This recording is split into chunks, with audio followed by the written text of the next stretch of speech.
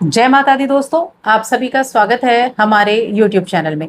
मैं बात कर रही हूँ सिंह राशि के लोगों के लिए गुरु के अस्त होने के प्रभाव के बारे में।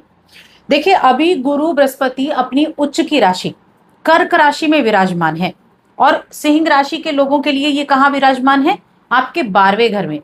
12वें घर में यानी कर्क राशि में ये उच्च की अवस्था में होते हैं।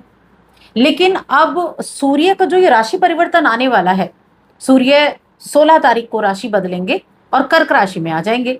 तो सूर्य के पास जो भी ग्रह होता है वो अस्त हो जाता है। एक तरह से जो सूरज की रोशनी कह लीजिए, उसकी वजह से वो अस्त हो जाता है, यानी अपने प्रभाव देने में सक्षम नहीं होता है। अब 15 जुलाई को गुरु बृहस्पति अपनी उच्च की राशि में अस्त होने वाले हैं और 13 अगस्त को ये उदय होंगे, यानी 13 अगस्त तक ये अस्त रहेंगे।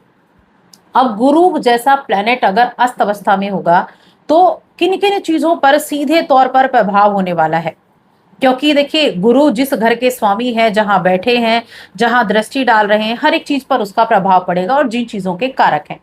सबसे पहली चीज तो गुरु को अगर हम देखें आपकी राशि में, तो आपकी राशि में गुरु बृहस्पति को 5वें घर का स्वामी का दर्जा दिया गया है। सिंह राशि में 5वां घर जो कि त्रिकोण का भाव होता है। 5वां घर क्या है? 5वां घर प्रेम का भाव है, शिक्षा का है, संतान का है, आपके पूर्व जन्मों का भाव है और त्रिकोण भाव जो बहुत ही ज्यादा शुभ माना गया है। उसके बाद गुरु बृहस्पति आपके अष्टम भाव के स्वामी भी हैं। अष्टम भाव भी गुरु को दिया गया है। अष्टम भाव के स्वामी हैं जो गुप्त रहस्यमयी भाव कहा गया है और इसको ज्योतिष से जोड़कर भी देखा गया है। अब ये गुरु बैठे कहाँ हैं? तो ये 12वें घर में बैठे हुए हैं, 12वें घर में विराजमान है। 12वां घर क्या है? 12वें घर को हम व्यय का भाव कहते हैं, मोक्ष का भी कहते हैं। 12वें घर को मोक्ष का भी कहते हैं और साथ में खर्चे का भी है ये भाव हमारा, हॉस्पिटल का भी है ये भाव हमारा। तो यहाँ पर इनका बैठना, इनकी दृष्टियां 5वीं 7वीं और 9वीं ये दृष्टियां जाना, ये किन किन तरह के प्रभाव आपको देने वाली है। और साथ में हम कारक की बात करें तो गुरु किन किन चीजों के कारक हैं? गुरु धन के कारक हैं, गुरु भाग्य के कारक हैं, ज्ञान के कारक हैं, शिक्षा के कारक हैं, गुरु विवाह के कारक हैं, महिलाओं के लिए विवाह के कारक हैं और गुरु आपके विस्तार के कारक हैं। विस्तार करने वाला ग्रह क्या है? विस्तार करने वाला ग्रह गुरु बृहस्पति है। तो इन इतनी सारी चीजों के कारक हैं। अब इनका रिजल्ट जान लेते हैं, इस एक महीने में आपके लिए क्या कुछ विशेष होने वाला है। आगे बढ़ने से पहले छोटा सा निवेदन है, चैनल पर पहली बार आए हैं तो सब्सक्राइब जरूर कर लें।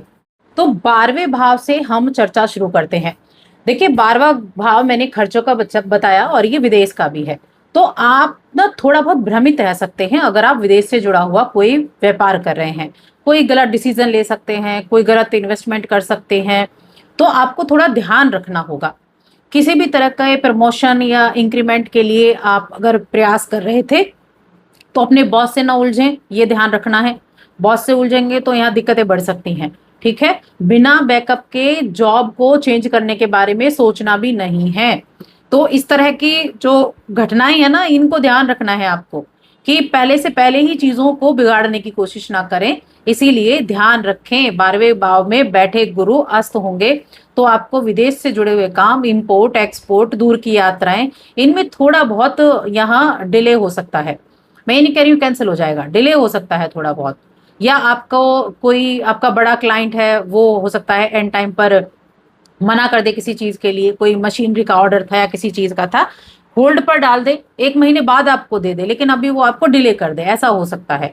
तो इसीलिए थोड़ा सा यहाँ पर आपको इन चीजों के मामले में सतर्कता रखनी होगी। इसके अलावा और चीजें अगर आप देखें तो देखिए, किसी भी तरह की ट्रेडिंग से अगर आप ट्रेडिंग अगर आप कर रहे हैं तो बहुत मोटा पैसा आपको इन्वेस्ट नहीं करना है, किसी को पैसा उधार नहीं देना है, वरना पैसा जल्दी वापस नहीं आएगा। ये भी आपको देखना है। देखिए, पंचम भाव जिसके स्वामी गुरु बृहस्पति हैं, ठीक है, ये पंचम भाव क्या है? पंचम भाव संतान का भाव है, संतान की सेहत, एजुकेशन का भी है, करियर का भी। तो यहाँ थोड़ा भागदौड़ रह सकती है, लव लाइफ में भी थोड़ा ईगो रह सकती है, क्योंकि पंचम भाव गुरु बृहस्पति का है जो कि अस्त हुए हैं। तो लव लाइफ में भी थोड़ा बहुत दिक्कतें आ सकती हैं। और जो जीवन साथी है, जीवन साथी के साथ क्या रहेगा? जीवन साथी के साथ हो सकता है इस दौरान कि थोड़ा ईगो आप दोनों के बीच में आ जाए। तो ऐसी ईगो ना आए, ध्यान रखें। तो ये पेशेंस रखने का समय है, अगर आप देखेंगे तो पेशेंस रखने का समय है कि हम किसी भी चीज के लिए वहां जद्दोजहद ना करें, यानी कि बहुत ज्यादा किसी चीज के पीछे ना पड़े। और यहाँ अपनी पर्सनैलिटी पर आपको सबसे ज्यादा ध्यान देना है, क्योंकि कोई भी आपकी पर्सनैलिटी पर एकदम आपकी सेल्फ रिस्पेक्ट पर कोई किसी तरह का मुद्दा, किसी तरह का विवाद कर सकता है। इसीलिए इन चीजों का आपको थोड़ा देखना होगा। अब कोई भी किसी भी तरह का आपने कोई टैक्स नहीं भरा है, पुराना टैक्स है आपका, कोई पेनल्टी आपकी आई हो रखी है और आपने उसको ध्यान भी नहीं दिया है, तो उन पर ध्यान देना शुरू करें, उनको भरने का प्रयास करें, क्योंकि इस तरह की चीजें आपको लीगल इशू दे सकती हैं। तो ये ध्यान रखें आप। इसके अलावा कोई भी नई अपॉर्चुनिटी आपको अगर मिलती है तो हो सकता है वो आपको बहुत ज्यादा लुभावनी लगे, लेकिन थोड़ा रुक कर, थोड़ा सोच समझ कर उस पर ध्यान दें, क्योंकि जो चीज बहुत ज्यादा लुभावनी लग रही है, हो सकता है उसमें दिक्कतें आपको जरूर हैं, उसमें ट्विस्ट जरूर है।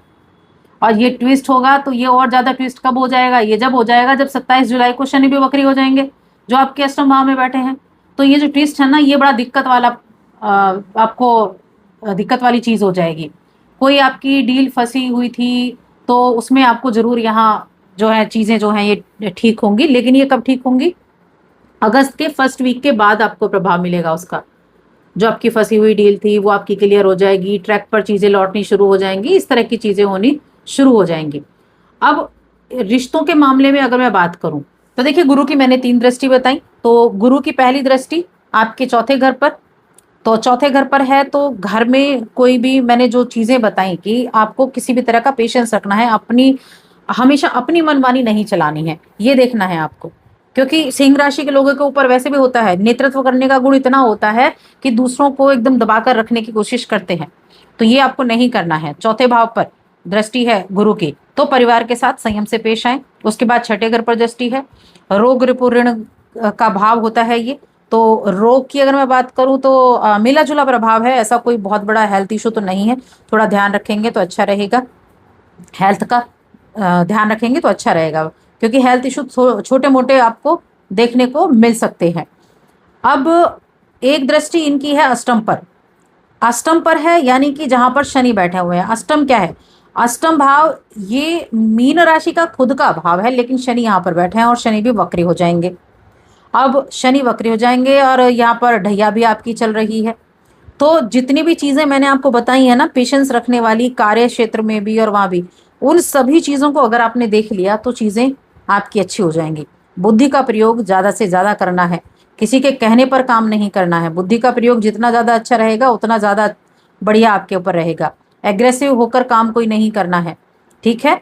तो इस टाइम कहने का मतलब है कि जो काम आप कर रहे हैं उस काम पर अड़िग रहें, उसी काम पर बने रहें, जल्दबाजी में अपने काम को ना बिगाड़ें, ये आपको ध्यान रखना होगा। अब देखिए, इस भाव के स्वामी भी हैं, इस भाव पर दृष्टि भी डाल रहे हैं। जो विवाहित इस राशि के जातक हैं वो किसी भी तरीके से अपने ससुराल पक्ष से अच्छे से बनाकर चलें। एक तो अष्टम भाव में शनि वक्री हो रहे हैं, साथ में अष्टम के स्वामी भी वक्री हो रहे हैं, तो इसीलिए यहाँ थोड़ा देखना होगा कि जिंदगी में क्या चल रहा है और क्या हो सकता है, इस पर आपको ध्यान देना होगा। Share market, option trading, crypto, सट्टा, इन सब चीजों में अलर्ट रहना है, क्योंकि 12वें घर में बैठे हैं गुरु। ये आपको यहाँ अलर्ट रहना है। जो लिक्विड कैश है अपने पास रखें, किसी को उधार ना दें 25 दिनों में, वरना वो जल्दी वापस भी नहीं मिलने वाला है, तो उनको भी आपको ध्यान देना होगा। और जैसा कि मैंने बताया कि बच्चों को अगर एडमिशन की, आपको यहाँ बच्चों का एडमिशन कराना था तो उसके लिए भागदौड़ करनी पड़ सकती है, तब जाकर उसका काम बनेगा। तो भागदौड़ के लिए भी आपको तैयार रहना है। उपाय क्या करना है? विष्णु सहस्त्रनाम का पाठ करें। विष्णु सहस्त्रनाम का पाठ अच्छा रहेगा। किसी साधु संत को आप खाना खिला सकते हैं, भोजन करा सकते हैं, ये बहुत ही अच्छा उपाय है आपके लिए। और जो चंदन है ना, उसका टीका प्रतिदिन लगाना शुरू करें, ये उपाय सर्वश्रेष्ठ है आपके लिए। तो बस आज की इस वीडियो में इतना ही।